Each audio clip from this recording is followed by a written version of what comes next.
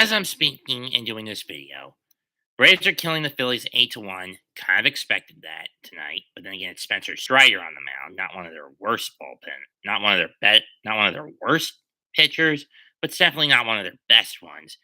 But he's also dealing with a Phillies lineup that's basically doing a battery game, i.e., a bullpen game, swapping out pitchers every couple of innings. The Mets got Jacob DeGrom back, and while that was good for the pitching, that does come with a trade-off. A trade-off which I don't blame Buck for. This is something that's recurred. This is something that's happened with DeGrom starts even before Showalter arrived.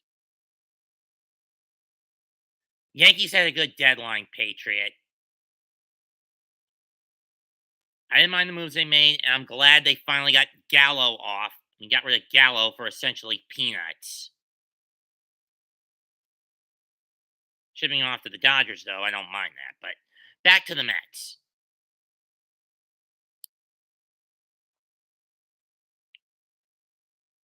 The trade-off with DeGrom is, while you get a good outing from him on the mound, the offense basically falls asleep on the fucking job.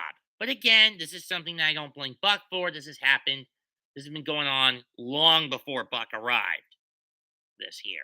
That's not what I'm blaming him for. What I am blaming him for is bringing in pitching arms that are basically on the level of what the Nationals are right now. Minor leaguers. You would think that on paper, with Soto and Bell gone, the Mets would feast tonight. But no, not the case. Tied at 1-6, he goes to fucking Nagosick, and he gives up back-to-back homers, resulting in 3 runs in the 6th, and then he brings in Ewan Lopez, and he gave up a homer here in the 7th, and it's 5-1 Washington. Buck, where is the logic in putting in minor league bullpen arms when you're supposed to be bullying Washington in tonight and tomorrow afternoon? Bully them with major league bullpen arms, not minor league bullpen arms, you half-wit.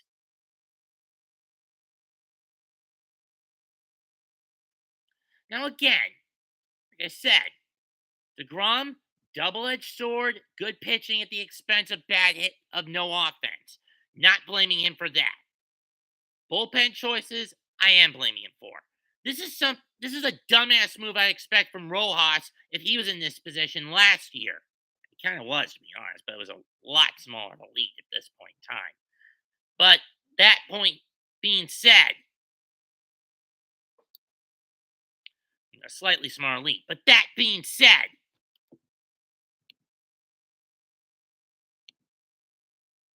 what possessed you to do this, Buck?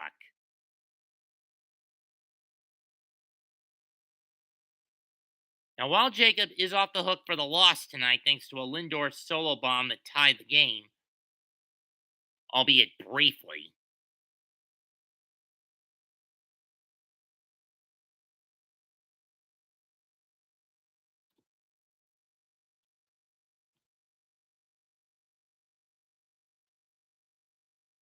the fact that the Mets have fallen asleep at the wheel again, I blame this predominantly on Buck becoming a bit lulling into hubris, great arrogance, one of the key pieces to an Athenian tragedy.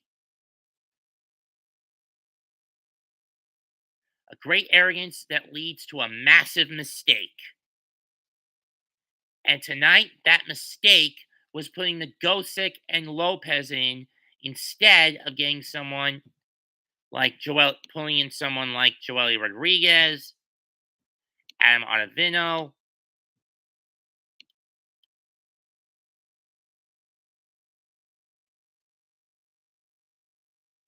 Trevor Williams,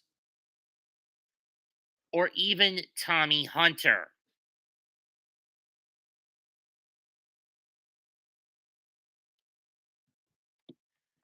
And with that going about, the story of this game is pretty cut and dry.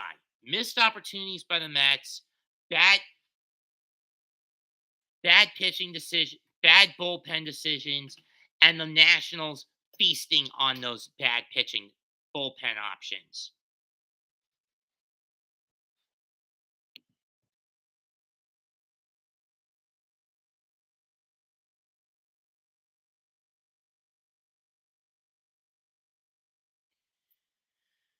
No kidding, Mothman. No kidding.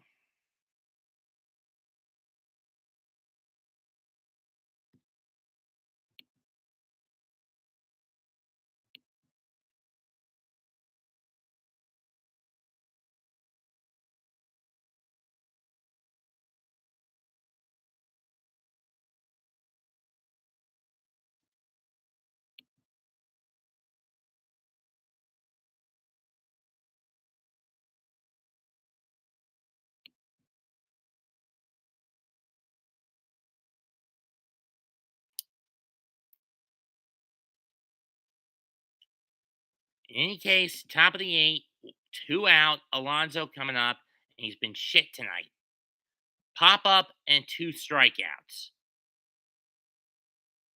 And he's facing Kyle Finnegan. I'm personally annoyed that Buck would go to minor league bullpen arms. The deadline wasn't all that interesting. All that was even worse, arguably, because all we got out of it was Darren Ruff today. Missed out on David Robertson. Missed out on Soto, Bell, Osmer, Mancini, Odorizzi, Fulmer.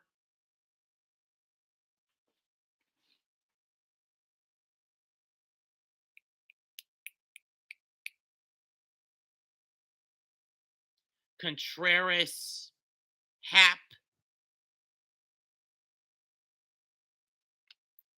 At least 9 players the Mets missed out on because Billy Epler was too chicken to pull the trigger on any of those players. Stevie gave him enough money to play with, and he squandered it. And all he got out of it was shipping J.D. Davis out to San Francisco, along with a couple of prospects, for Darren Ruff because he can hit off lefties. We need bullpen arms, not more bats.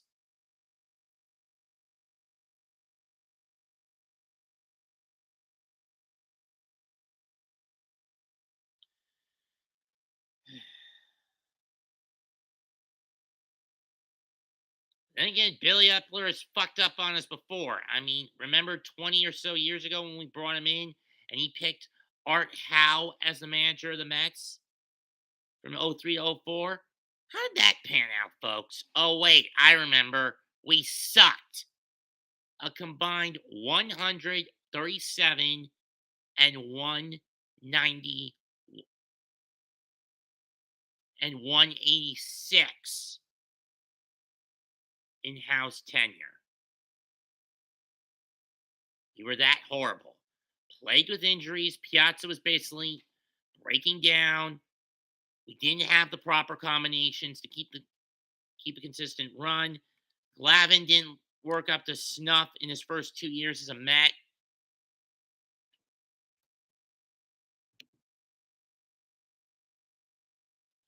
Son of a bitch. It's now 9-1 in Atlanta because Philly just allowed them to bat around. But then again, I can also blame Philadelphia for choosing to do this game as a battery game, is doing a bullpen game instead of letting a starter play. 6 runs in the fifth, they coughed up. Started with a Swanson single, then a force out by Olson, strikeout by Riley, Rosario double, Contreras single. Wild pitch by Knebel got Rosario home. Ozuna a single. Arcia 2-run homer. Harris single. Acuna Jr. walk. Swanson single. And now they finally got out of it with Mark Appel getting the ground out by Olson, but too little, too late. Who do the Phillies have going tomorrow? I mean, I know this is only a 2-game set. Let's see. Jack Wheeler against Charlie Morton. At least that's a game on paper the Phillies should have a shot in. emphasis on paper. I'd be content with the Phillies getting a split out of that series. Mets, on the other hand, have Bassett against Anibal Sanchez. The guy's been plagued with injuries, and again, this is a game that on paper the Mets should be able to win. But if they play as hubristically tomorrow as they have tonight, I don't know how it's going to pan out. And then comes Murderer's Row starting Thursday.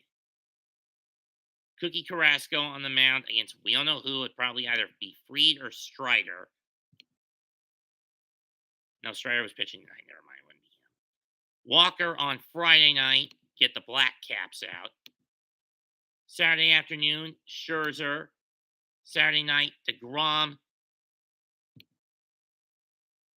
And we don't know who's playing Sunday afternoon at 4.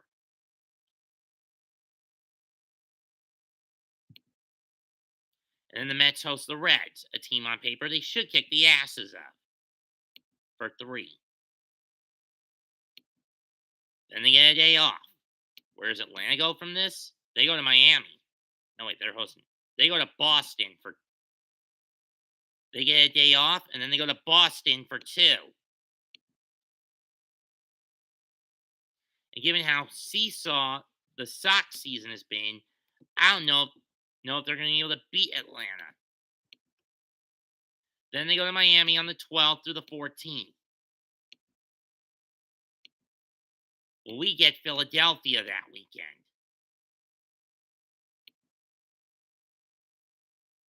And then we go to Atlanta a week from Monday. And then we head to Atlanta a week from Monday for 3 more with the Braves.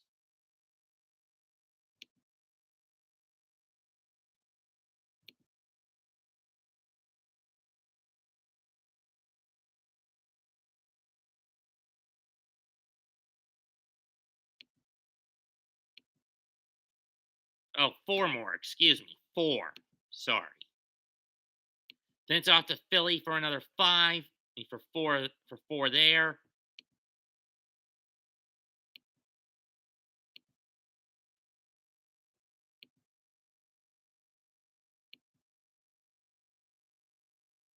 Or 5 there, I should say. Then it's 2 with the Yankees. No rest for the weary outside that lull for the Field of Dreams game weekend. For that game on the Field of Dreams next Thursday. Like we don't get a break until the 24th, and then we're back on pace on the 25th where we host the Rockies.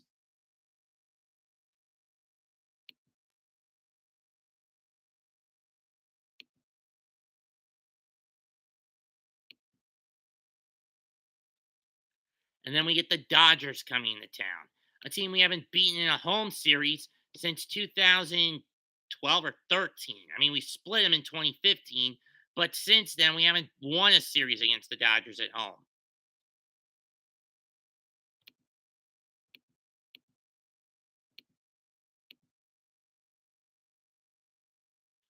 Believe me, folks, I checked.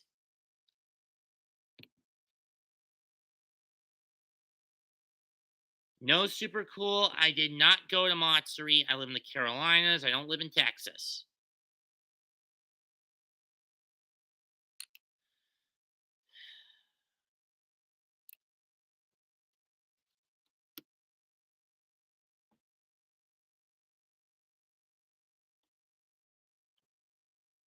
But my point still applies for tonight.